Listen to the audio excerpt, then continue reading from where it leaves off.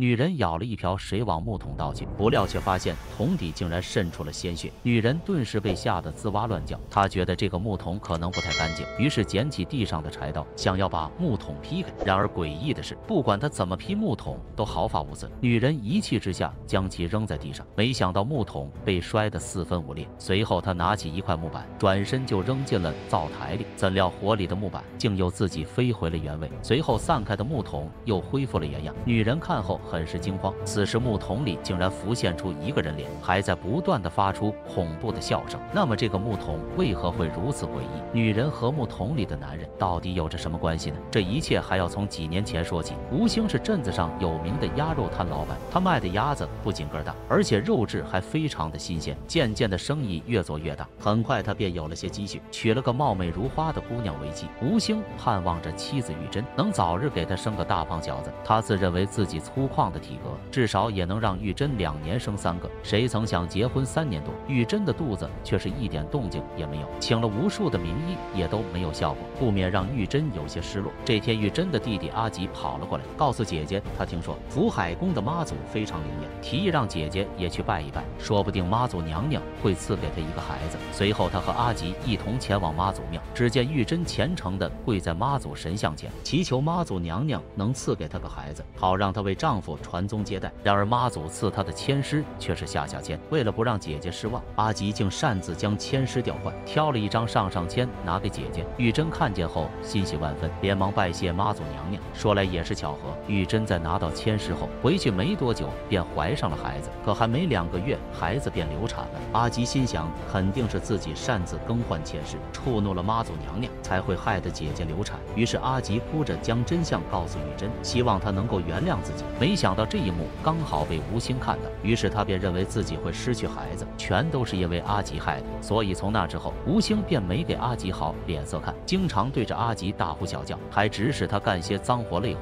而自从流产以后，玉珍的肚子便没了反应，而等不到儿子的吴兴竟然开始在外面找女人，和村里的寡妇春娇搞在了一起。没想到不到1年，春娇便给吴兴生了个大胖小子，并取名为家栋。而春娇也母凭子贵，成功嫁进吴家做了小老婆。然而此后的日子里，2个女人却因各种小事吵架，而春娇仗着自己有个儿子有恃无恐，完全不把大房玉珍放在眼里，甚至还肆意在丈夫的面前说玉珍和阿吉的坏话，表示他们姐弟俩每天都在窃窃私语，说不定在密谋抢夺吴家家产。日子久了，当吴兴看见妻子和小舅子在一块时，总会联想到春娇说过的话，也不免开始对姐弟2人心生怀疑。这也使得吴兴对待阿吉越发的刻薄。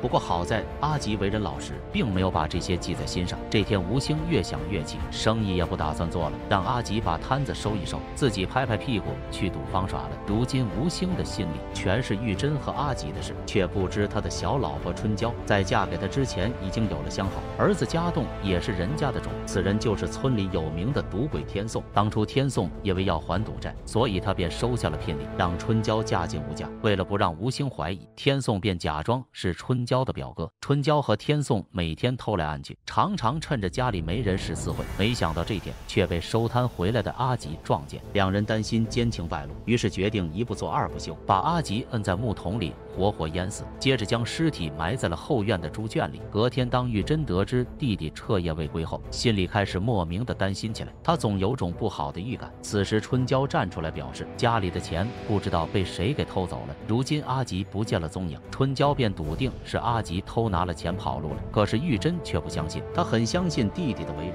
于是便开始到处寻找阿吉。怎料当他经过后院的墙角时，忽然看到墙壁闪出一道光，玉珍便以为弟弟在墙的后面，不料翻过墙后，却只看到丈夫平日用来宰鸭子的木桶，四周根本没有阿吉的身影。于是他便顺手将木桶捡回了家。没想到当春娇看向那木桶时，竟看见阿吉的脸浮现在上面，顿时就让春娇吓得说不出话来。她觉得那个木桶很是奇怪，于是便悄悄将木桶又丢了出去。本以为这样做就没事了，怎料木桶半夜的时候竟然又自己滚回了厨房。木桶滚动的声音让躺在床上的春娇听得一清二楚。隔天春娇舀了一瓢水放进木桶，没想到不仅看见桶底渗出鲜血，还在里面看见了死去阿吉的脸。醒来后才发现这只是自己做的噩梦，阿吉一直不见踪影，让玉珍很是担心。于是她便想让丈夫想想办法，不料却刚好撞见春娇，又在跟吴兴说她和阿吉的坏话。玉珍认为此时开口，丈夫也不会真心帮她，还是打算自己出去再找找看。不料却意外从家栋的口中听到了有关阿吉的消息。原来那日两人在掩埋阿吉尸体时，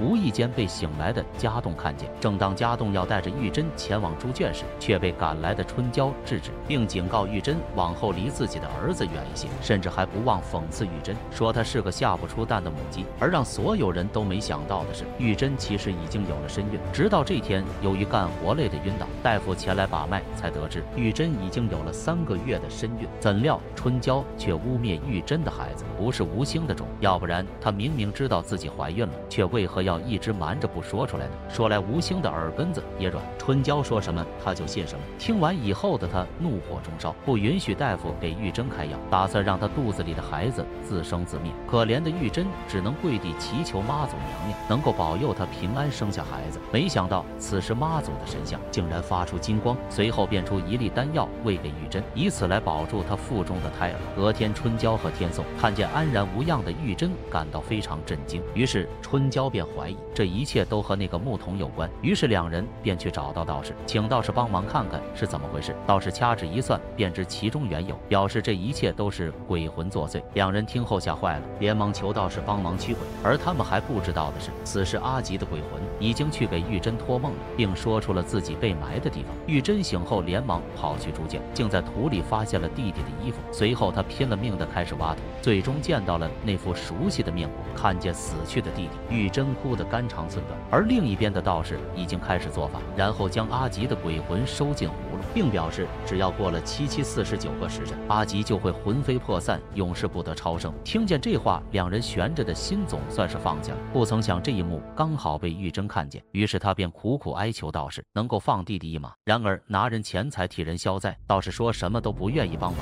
无助的玉珍只好来求妈祖娘娘，她愿意用自己的命去换弟弟的命。没想到就在这时，妈祖娘娘竟显灵出现，化作一位妇人来到她的面前。而此时点亮红心，留下一句顺风顺水，妈祖都会庇佑你逢凶化吉的好运连连。妇人让玉珍把阿吉的生辰八字写在这张黄纸上烧给妈祖，这样妈祖就能帮助阿吉度过这次劫难。说完便消失不见了。玉珍这才明白这是妈祖显灵了，随后她连忙将弟弟的生辰八字写下，然后扔进了焚香炉。紧接着妈祖施法，将道士的葫芦击碎，阿吉的鬼魂也重见天日。此时的阿吉怨气冲天，他直接附身在姐夫的身上，打算将那对奸夫淫妇摁进烧开的铁锅活活烫死。玉珍不想让弟弟犯下杀戒，便在一旁苦苦劝诫，可此时的阿吉根本听不进去。好在此时妈祖娘娘显灵出现，妈祖十分同情阿吉的遭遇，承诺阿吉下辈子能让他投个好胎。最终阿吉也放下仇恨，跟随妈祖